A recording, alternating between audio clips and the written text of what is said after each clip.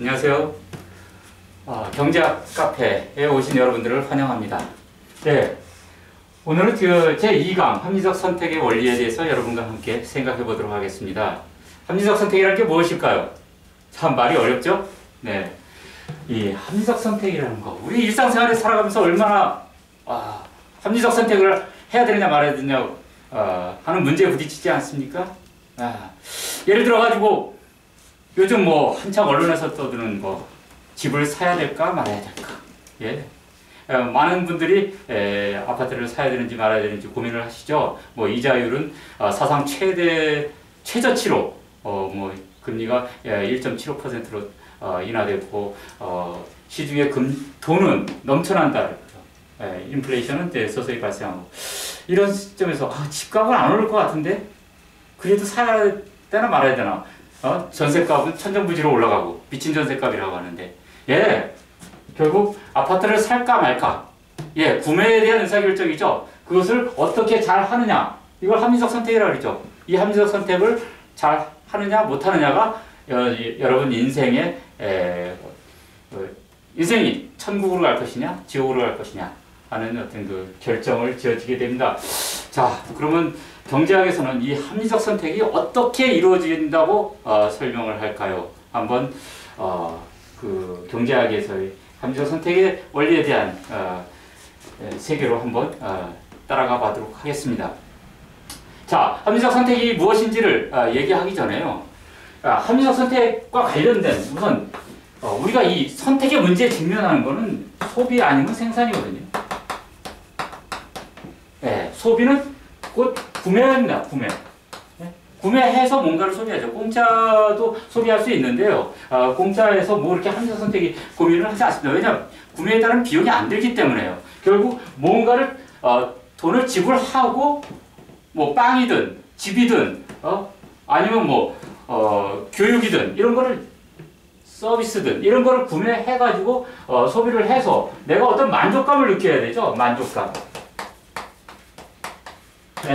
이거를 만족감이 구매에 따른 비용, 가격이죠. 이게 우리가 보통 시장 가격이라고 하는 거죠. 이 가격보다 커야지 같아도 할 수는 있겠죠.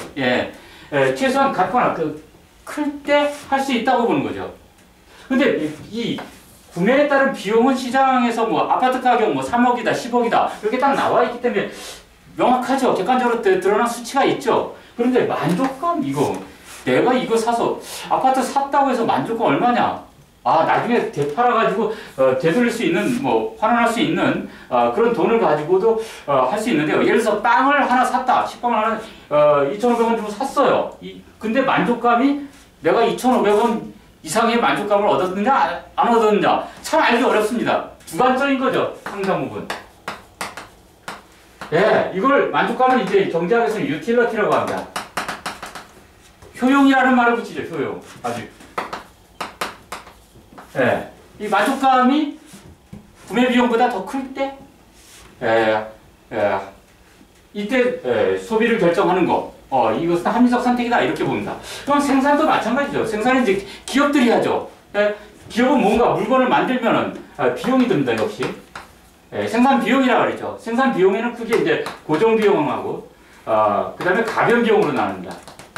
고정 비용은 공장 땅이라든가 건물이라든가 사무실 이런 것처럼 기계 장비 이런 것처럼 단기간에 투입량이 변하지 않는 거 생산량의 조절과 상관없이 들어가는 그 비용들을 얘기하고 가변 비용은 어떤 원재료라든가 노동량 이런 생산량의 변화에 따라서 투입량이 이렇게 그때 조정되는 이런 그 비용을 가변 비용이라고 하죠. 기업들이 고정 비용과 가변 비용을 들여가지고 생산을 하죠. 생산을 해서 뭘 얻습니까? 판매를 하죠. 이걸 수익이라고 합니다. 이 수익이 비용보다 크거나 같아야죠. 최소한. 어떤 기업들은 장사꾼들 그러죠. 미치고 판다. 세상에 미치고 파는 놈 없습니다. 다 거짓말이죠. 합리적 선택에 위반되는 겁니다. 그러면 소비와 생산. 그러면 여기서는 항상 이제 우리가 가격이라는 문제에 부딪힙니다. 가격. 이 분필이 얼마일까요? 아니, 빵이 얼마일까요? 집이 얼마일까요? 이 가격을 어떤 재화나 서비스의 가격을 우리가 이제 시장에서 화폐로 표시한다. 그랬을 때 오늘날 이 어떤 재화나 서비스의 가격이 화폐로 표시할 때 그 화폐 가격이 그것을 명목 가격이랍니다. 이 명목 가격이 어떻게 결정되느냐에 대해서 참 오랫동안의 논쟁이 있었습니다. 우선 고전학파의 논쟁이 고전학파. 이 고전학파랑 여러분들 이제 이 경제에 대한 어떤 분석의 시각, 이런 틀, 이런 것들은 다 이제 이 학파가 형성해놓은 이론들에 의해서 만들어진 겁니다. 이 경제 분석에 있어서 가장 중심이 되는 기둥학파는 고전학파라고 볼 수 있어요. 고전학파 이후에 나타난 것이 이제 신고전학파고요. 신고전학파 이후에 나타난 것이 이제 케인즈학, 이런 주류 경제학들의 흐름이 있습니다. 오늘날 이 많은 고전학파 이후에 많은 학파들이 있지만 이 고전학파가 만들어놓은 기본 틀, 이것에 의해서 포스트 클래식 이코노믹스입니다. 그러니까 다 고전학파에 대해서 어떤 점을 비판하면서 나타난 겁니다. 결국 모든 이 이후의 주류 경제학의 모든 이론들은 고전학파를 어떻게 비판하느냐의 문제였고, 결국 그 고전학파의 근간 틀을 가지고 얘기한다는 겁니다. 그러면 고전학파에서 어떤 재화나 용역 서비스죠. 그 어떤 그 상품의 가격이 어떻게 형성되느냐. 이 고전학파에서는 이건 노동 투입량에 의해서 결정된다고 봅니다. 노동의 질, 기술, 수준, 이런 것에 의해서 결정된다고 본 것이고, 이 고전학파의 이러한 아이디어, 이것을 노동 가치설이라고 하는 거예요. 바로 이 노동 가치설을 기반으로 해서 고전학파는 거대한 생산에 대한 이론을 전개한 겁니다. 생산, 프로듀스에 대해서 얘기를 한 거예요. 고전학파가 발견한 어떤 이 경제 현상에 대해서 가장 우리가 자연과학에서 얘기하는 뉴턴이 발견한 뭡니까? 만유인력의 법칙이라는 것이죠. 그 만유인력의 법칙, 어떤 그 자연계에 존재하는 웅대한 원리, 법칙, 이것에 비견되는 어떤 인간 경제 활동에 관한 어떤 우리가 피할 수 없는 숙명과도 같은 원칙이 있다. 그것을 한계 생산 체감의 법칙이라는 겁니다. 어떤 노동량이라든가 자본량이 이렇게 투입이 되어 쭉 이렇게 이루어졌을 때요. 국민 총생산이라는 거죠. 생산량이라는 것은 한 국가의 총생산량이라는 것은 증가하기는 하지만 이런 체감하는 형상. 그러니까 한계 생산량이 쭉 체감하는 법칙이 있다. 이런 걸 본 것이고, 결국 한 경제가 발전하기 위해서는 이것을 쭉 증대시키는 즉 기술 개발, 노동 투입량의 증가, 노동의 어떤 질적 혁신, 이런 것들이 이루어져야 된다라고 본 것이고, 어떤 경제 현상에 대한 분석의 틀을 생산에다 초점을 맞춘 것이 고전학파입니다. 자, 고전학파에서는 바로 이 노동이 가치를 결정한다고 봤죠. 자, 노동이 가치를 결정한다고 보니까 여기서 문제가 생겼습니다. 어떤 문제가 생겼냐? 이 고전학파가 등장했던 아담 스미스가 국부론을 발간한 것이 1776년이에요. 이때부터 멜더스라든가 그 다음에 리카르도 이런 고전학파 학자들이 1770년대부터 1800년대 중반까지, 1860년대까지 고전학파의 전성기를 형성하는데요. 이때 이제 산업혁명기가 성숙기에 이르면서 영국을 중심으로 해서 기업의 대규모화가 발생하고, 독과점 현상들이 나타나고, 노동은 피폐해지고, 이런 현상이 등장한다. 그런데 이게 모순이 발생하죠. 상품의 가치를 노동이 결정하는데 왜 노동자들이 가난하냐? 고전학파가 발견한 또 하나의 법칙이 임금 생존 비설이라는 거거든요. 자, 노동자의 임금은 계속 자신들의 한계 생산, 한계 생산물만큼 이렇게 배분을 받는데, 자신의 가족이라든가 이런 것들을 생계를 유지하고 재생산을 하는 수준에서만 계속 유지될 수밖에 없다고 보는 것이에요. 계급적 관점에서 본 겁니다. 주요한 이윤들, 왜냐? 인구가 증가하면서 주요한 어떤 생산으로부터 나온 모든 이익들의 대부분들을 지주들이 가져간다고 보는 겁니다. 지주. 이것을 발견한 사람들이 대표적인 사람이 이제 데이비드 리카르도죠. 고전학파에. 리카르도는 그 유명한 여러분들 차액지대론이라는 걸 아시죠? 차액지대론요? 예, 차액지대라는 거는 원래 중심토지에서 생산을 하다가 점점 인구가 증가하면서 생산력이 떨어지는 한계 토지까지 쭉 사용을 하게 되고요. 결국 지대라는 거는 그 한계 토지와 더 높은 생산력을 보이는 토지와의 그 생산력의 차이, 그 부분이 지대로 발생하는 것이고요. 결국은 인구 증가 때문에 한계 토지까지 경작이 이루어지면서 지대가 발생하는 것이고, 기업의 원리에서도 모든 대부분의 그런 이익들이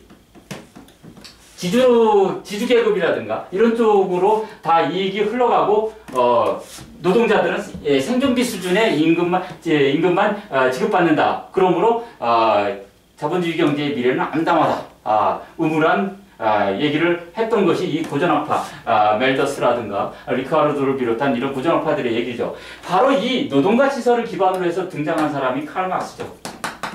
예, 칼 막스는 고전학파가 얘기한 자본주의 원리를 그대로 가지고 와가지고 거기다가 플러스 변증법적 역사 발전 법칙을 살짝 갖다가 자본주의 종말론을 얘기한 겁니다. 그러니까 칼 막스는 노동가치설이 상품의 가치가 노동에 의해서 결정되는데 왜 노동자가 제일 임금 생존비설에서 증명하듯이 왜 가장 적은 파이만 배분을 받고 헐벗고 대부분의 지주라든가 부르주아 계급들이 왜 다 모든 이익들을 다 가져가야 되느냐, 이런 붕괴 문제를 거론한 것이고요. 이 노동가치설을 가지고 그 유럽을 중심으로 해서 사회주의 혁명을 계속 모색을 한 거죠. 바로 칼 막스를 중심으로 이런 사회주의 혁명 운동이 1800년대 후반에 급격히 일어납니다. 물론 이제 이 칼 막스가 자본론을 발표한 게 1867년이에요. 이 자본론을 중심으로 해가지고 프랑스, 이 영국을 중심으로 해서 자본주의를 엎어버리고 사회주의 혁명을 하자라는 것들이 등장하고요. 그 다음에 우리가 페이비안 협회라고 있습니다.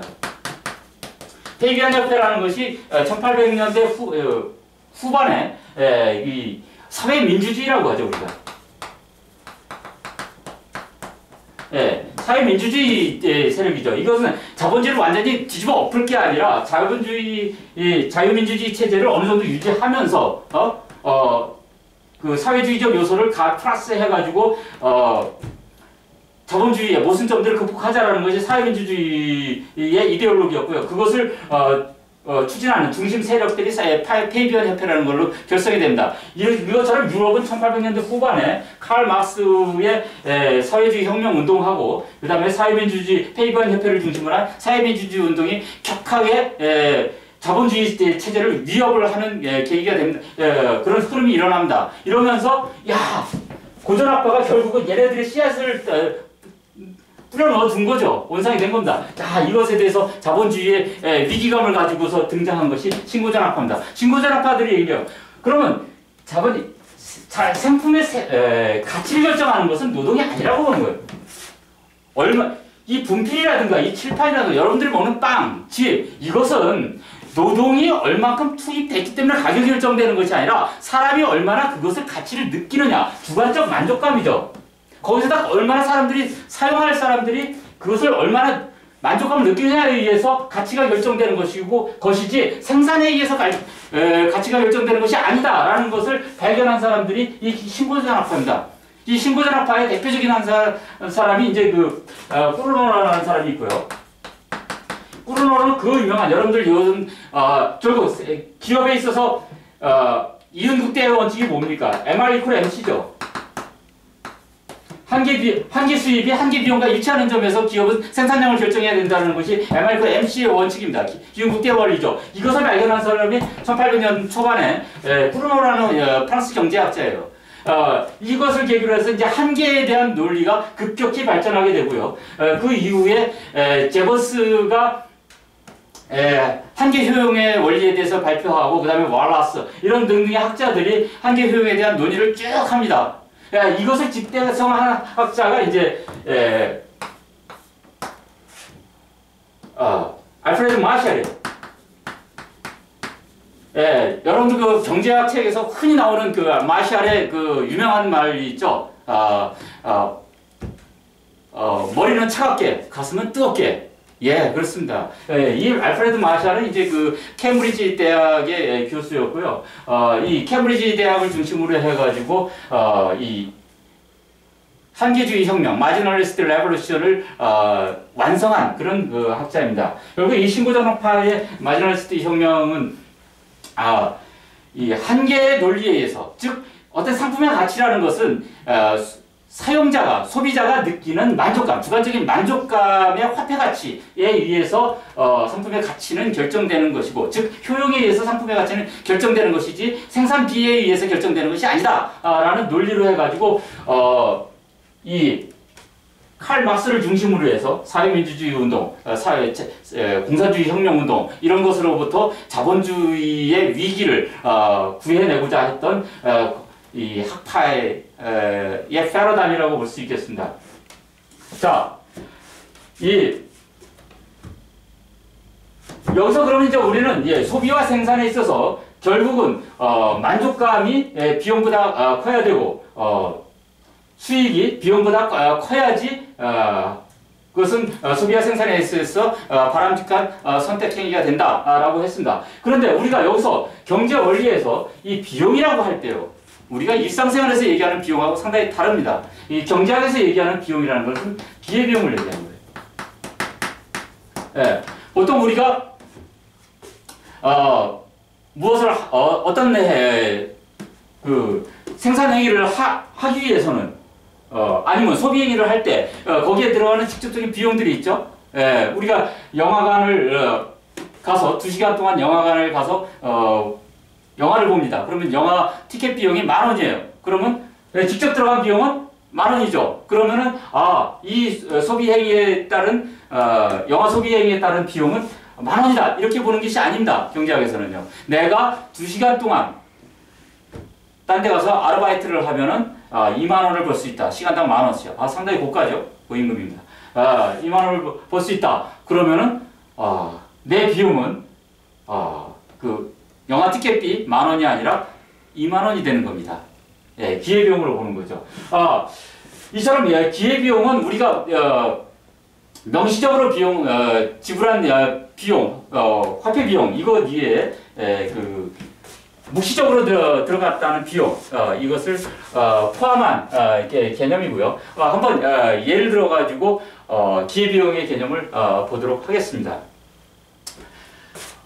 홍길동이라는 사람이 회사 다니다가 때려쳤어요. 그리고서 사업을 차렸습니다. 열받아가지고요. 사업을 차렸는데 인형을 만드는 사업이에요. 인형을 만들려고 좀 기계를 1억 원어치 샀고요. 공장 부지 임대료로 연간 1천만 원이 들어갑니다. 그리고 직원 3명을 고용했더니 그들 3명이 각각 2천만 원씩 6천만 원의 연봉을 지급을 하게 됩니다. 그리고 인형 재료비로 2천만 원어치 구입을 하고요. 또 자금이 부족해서 은행에서 융자를 1억 원 받았더니 1년간 이자만 10%, 즉 1천만 원을 지급을 해야 됐습니다. 자, 여기까지는 이 홍길동이가 이 은행 사업을 인형 공장을 운영하는 사업을 하면서 직접적으로 들어간 직접 비용이죠. 이걸 명시적 비용이라고 합니다. 이에 대해서 홍길동이가 그 자금이 부족을 해가지고 1억 원의 정기예금을 들었던 것을 중도 해지를 해가지고 원래는 해지하지 않았으면 1년간 10%의 이자에 해당하는 1천만 원을 받을 수 있었는데 받지 못하게 되죠. 받지 못하게 된 겁니다. 그리고 또 자기가 인형 공장 하지 않고 기존에 다니던 직장을 때려치지 않고 그 회사에 다녔으면은 1년에 5천만 원의 월급을 받았을 텐데 받지 못하게 되는 안타까움이 발생하는 거죠. 자, 이 은행 예금 해지에 따른 1억 원의 손실과 1억 원에 대한 이자 손실 1천만 원과 그다음에 포기한 연봉 5천만 원, 이것은 우리가 묵시적 비용이라고 합니다. 그래서 홍길동이 이 인형을 팔아가지고 연간 총수입이 3억 원 발생했다면요, 이 명시적 비용 2억 원과 묵시적 비용 6천만 원, 이거를 합한 걸 기회비용이라고 하는 겁니다. 예, 이 기회비용을 합쳐서 빼면은 수익에서 기회비용을 빼면은 4천만 원이죠. 4천만 원의 순수익이 발생하게 됩니다. 예, 이럴 경우 네, 이 홍밀도니가 이 프로젝트에서 이 사업은 합리적 선택이라고 볼 수 있습니다. 예, 합리적 선택은 참 여러 가지로 나타나요. 생산에서만 나타나는 것이 아니고요. 이 기회비용의 문제는 소비에서도 나타납니다. 예를 들어서 내가 떡볶이를 먹을까 김밥을 먹을까 고민을 많이 하지 않습니까? 떡볶이에 하나에 1,000원이라고 하고요. 김밥 하나에 2,000원이라고 해보세요. 그러면은 우리가 이것은 화폐로 표시한 명목 가격입니다. 그런데 김밥의 비용을 떡볶이로 표현할 수 있거든요. 떡볶이 한 접시가 1,000원이니까 김밥 한 줄의 가격이 2,000원이고요. 그러면 김밥 한 줄의 가격을 떡볶이로 표현하면 떡볶이 2접시가 됩니다. 그리고 떡볶이 한 접시의 가격을 김밥으로 표시하면요, 김밥 반줄이 되는 겁니다. 2분의 1줄이요. 예. 여기서 이제 가격이 변동, 이 화폐 가격이 변동했을 때 여러분들 조심하셔야 돼요. 이런 현상을. 그래서 떡볶이의 가격이 1,000원에서 2,000원으로 한번 상승한다고 해보세요. 이제 김밥의 가격은 변동이 없고요. 그러면 떡볶이의 가격을 구매에 따른 비용이죠. 그 비용을 김밥으로 표현하면 김밥 한 줄이 됩니다.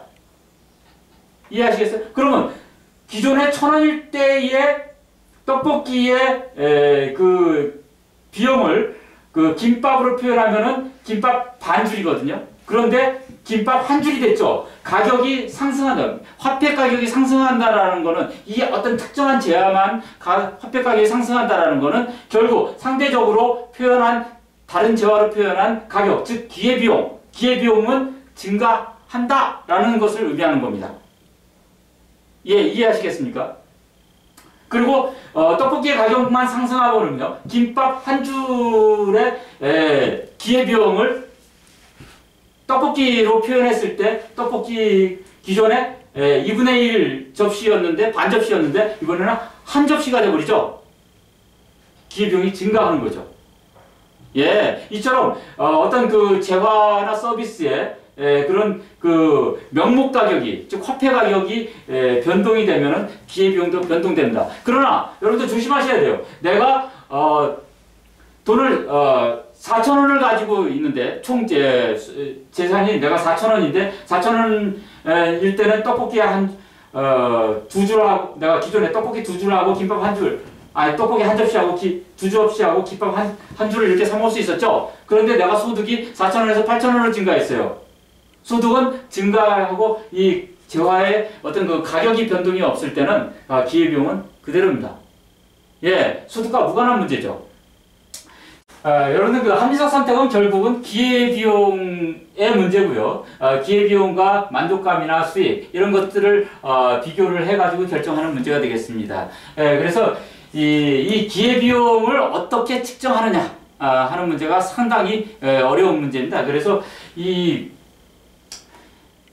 시장에 있는 많은 재화 서비스들이 기회비용을 얼만큼 반영하느냐 하는 것은 상당히 참 판단하기 어려운 문제입니다. 우리가 이제 시장에서 거래되는 상품이 기회비용을 정확히 표시할 때 그것을 우리가 잠재가격이라고 해요.